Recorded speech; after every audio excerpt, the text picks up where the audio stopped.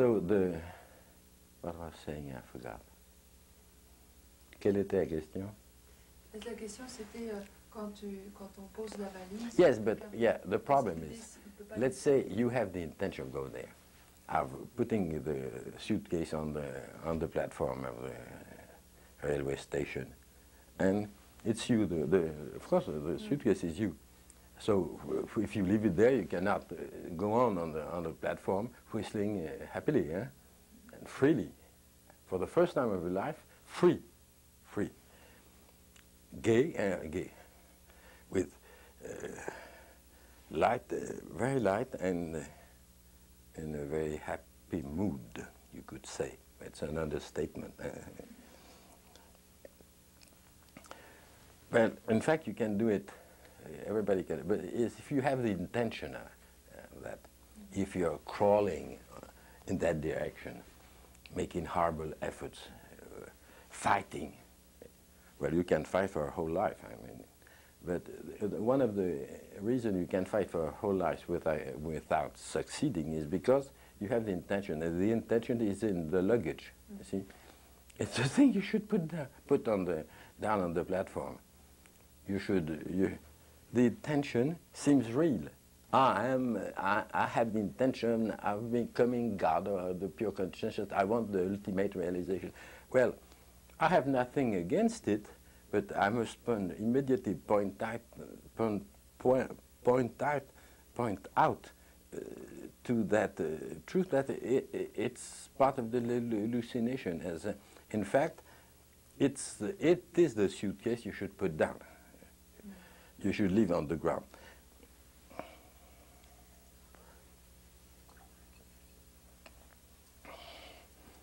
And there's another way of putting it.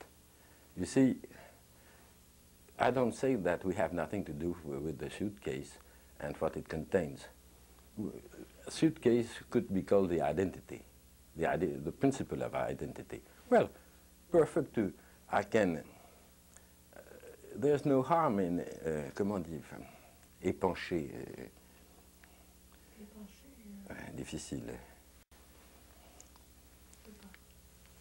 There's no harm in saying or living that, let's say I'm the luggage, you see?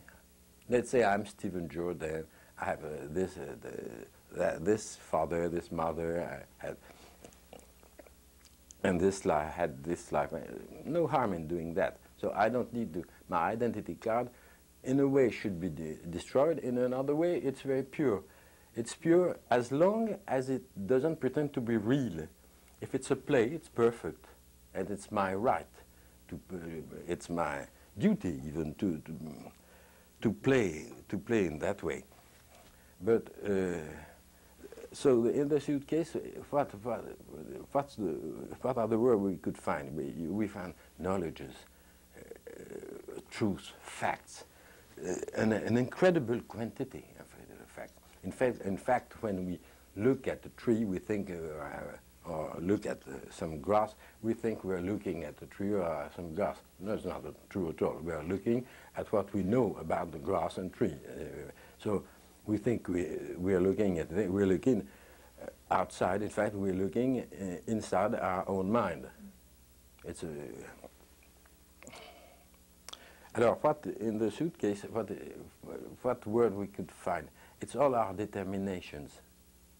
Well, there's no harm in the fact of having some determination, but it depends on the relation, the way you relate yourself with the determination. You see, it's a determination for the other word attributes. Well, for a subject, there's no harm to have an attribute. It's perfect, but of course, he is not the attribute. He's not reducible to the attribute. So I'm not reducible to my determinations. I'm always more than my own determinations. So the way to describe the hallucination is to refer to the feeling we have that we are absolutely involved, entirely involved in our determination, and that we don't exist. We don't have a foot outside. so we don't exist outside. We are circled by our determination, and only inside our determination. But this is absolutely false. False. We're always more than what we think that what we are. So I don't say there's no harm in being the son of that chap and the son of that woman, and even having a nice childhood and a horrible childhood. No harm in that. I mean, this is nothing.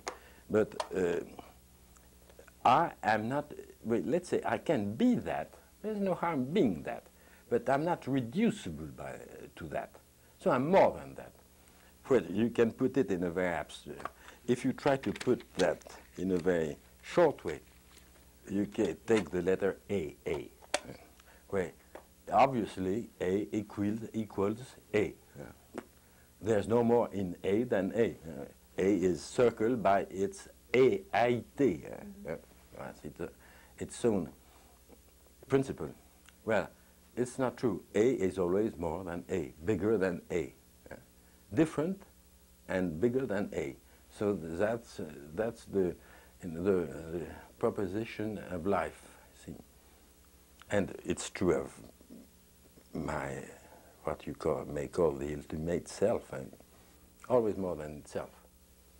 And when the I-thought ray merges, when the I-thought merges, what is the I-thought? Fundamentally, it's an object, the first of all the objects. And it's an attribute, and it's a determination, which pretends that I'm not more than that. The I-thought pretends that I is not more than that. So I'm more than that. I'm not reducible to that. So I kill the I-thought. Once that major event has occurred, of course it's a non-event because nothing changes. See, lots of people think that everything will change. They'll be obliged to change. I mean, I had this belief or this belief before. Well, I'm obliged to change. I was communist, so I cannot I'll be obliged to change. But that thing doesn't generate any change. It's the biggest change of the world, of the universe, but it doesn't generate any change necessarily.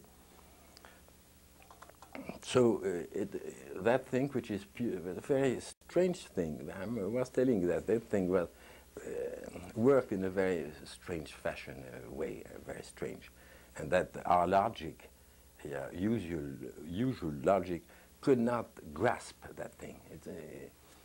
Without saying stupid things about it. So that thing, that I principle is always more than what it is.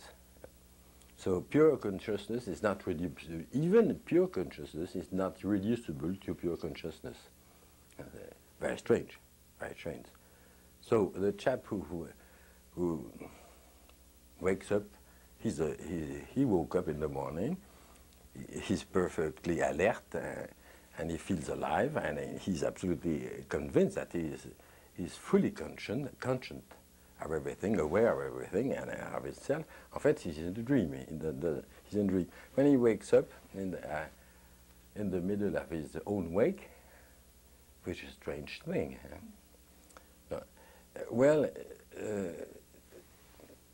Immediately that knowledge, but it's not an intellectual knowledge.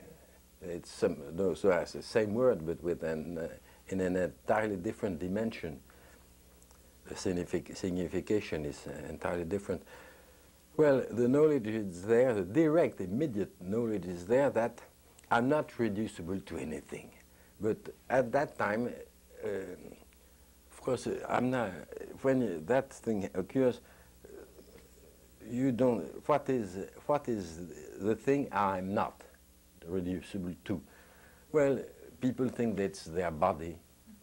People think that's their feelings, negative feelings, negative emotions. Well, when you wake up, all that doesn't exist. It's much more simple. I'm not the thought which is merging from the I principle. Puff! I'm not that. And that you could say roughly that what is that thought? That first, that thought which is something like the mother of all the thoughts. What does it contain? What's the content? Well, it's the thought of the I thought. And of course, it looks exactly as, it's very ressemblant. Hein? It looks exactly as I. If you, on the concept level, no difference. It's a perfect picture. But the fact that the picture, where is the picture? It's there, and I'm here. So it's an usurpation. So I should that awful I thought. But I have no other problems, you see. My body, I don't care. It's not the problem. It's not the problem. The problem is to not to crash in the I thought and lose yourself. So would you say that you use vigilance for that? Yes. The only way to that I thought is very dangerous, very vicious. It's very dangerous because, well, perhaps when it merges in an infinite fraction of a second, I'm talking about the inner and spiritual time, not the time of my watch. It's innocent, but immediately it's going to corrupt, to rot, and after that the I thought becomes a horrible danger. I mean, it's queer because of course that thing occurs. It has an echo. You say echo in English. It has an echo in the human intelligence, and you say, well, where is the danger? The danger that the echo, if it's not approached with awareness, well, in the darkness of a non-awareness, it will become you. So you'll say me, or you say I all your life, being absolutely convinced that you're dealing with the real I. In fact, you're dealing with the usurpator, you're dealing with the I thought. And so you've been reduced to the I thought. And the I thought is not just, well, the word thought doesn't give the real nature of the I thought. The I thought is, in the I thought you find all the belief we can have, and all the philosophies are there, all the dogma. How do you say dogma in English? Dogma. All the dogmas are there. So all the affirmation are there. So when you kill it, you kill all affirmations, all philosophies. And what I'm doing there, of course, what am I doing now? I'm putting out another philosophy, but that should be immediately destroyed. So you catch it, or you destroy it as soon as it comes about? Yes, yes. So when does it come? When, let's say in time, in terms of time, where, how can we relate that thing to time? Well, it's now. It's very simple. It's not yesterday, not yesterday, not tomorrow. It's not in a few seconds. It's now, right now. And inside our mind, see, because there's an earthly present, the present. You can find a present on earth, but that's another thing. And there's lots of confusion about that. People try to find the present on earth. Well, there's no harm in looking in that way and searching in that way, but there's a present which is purely spiritual. And that's so, there's a now which is purely spiritual. And that thing, let's say that thing is now, but in fact, it's a name of the thing. To speak, to say pure consciousness, to say I, to say being, or to say now, saying the same thing.